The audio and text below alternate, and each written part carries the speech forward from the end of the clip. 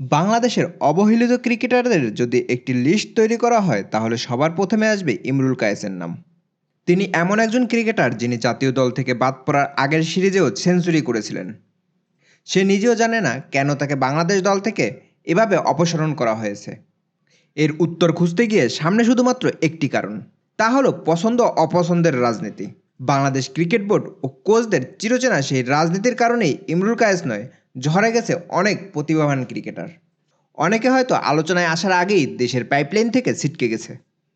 শুধু তাই নয়, হাথুরু সিংয়ের প্রিয় মুখ না হওয়ায় অনেককে সুকৌশলে দল থেকে বাদ দেওয়া হয়েছে, দেশসেরা ওপেনার তামিম ইকবালকেও। ইমরুল কায়েস থেকে শুরু করে দেশের অনেক ক্রিকেটারদেরই অভিযোগ ছিল কোচ এবং নির্বাচকদের যাদের পছন্দ হচ্ছে তাদেরকেই দলে রাখা হচ্ছে, সেক্ষেত্রে পারফরমেন্সের মূল্যায়ন করা হচ্ছে না।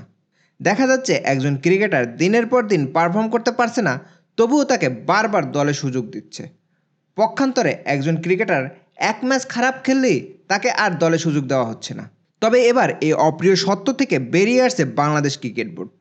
সরকার পতনের সাথে সাথে বদলের হাওয়া লেগেছে বিসিবিতেও। ক্রীড়া উপদেষ্টা আসিফ মাহমুদের হস্তক্ষেপে বদলে গেছে পুরো বিসিবির কাঠামো। পাপনের পদত্যাগের মধ্য দিয়ে শুরু হয়েছে বিসিবির নতুন দিগন্ত, যার সরাসরি প্রভাব দেখছে বাংলাদেশ পাকিস্তান টেস্ট সিরিজে। পাকিস্তানকে তাদের মাটিতে হোয়াইট ওয়াশ করে বাংলাদেশ সৃষ্টি করেছে নতুন ইতিহাস। এখন শুধু বাকি স্বৈরাচার কোচ হাথুরু সিংয়ের পদত্যাগ। নতুন বিসিবি সভাপতি ফারুক আহমেদ বলেছেন, পাকিস্তান সিরিজের পর হাথুরু সিংয়ের বিষয়ে চূড়ান্ত সিদ্ধান্ত নেওয়া হবে। তাই ধারণা করা হচ্ছে নতুন কোচের অধীনেই ভারতের বিপক্ষে সিরিজ খেলতে যাবে বাংলাদেশ দল। আর তাই যদি হয় তাহলে ভারত সিরিজের স্কোয়াডে ফিরতে বাধা থাকবে না তামিম ইমরুলদের। বাংলাদেশের সর্বকালের সেরা এই ওপেনিং জুটিকে আবারও মাঠে দেখতে মুখিয়ে আছে বাংলাদেশের কোটি কোটি ক্রিকেট প্রেমীরা।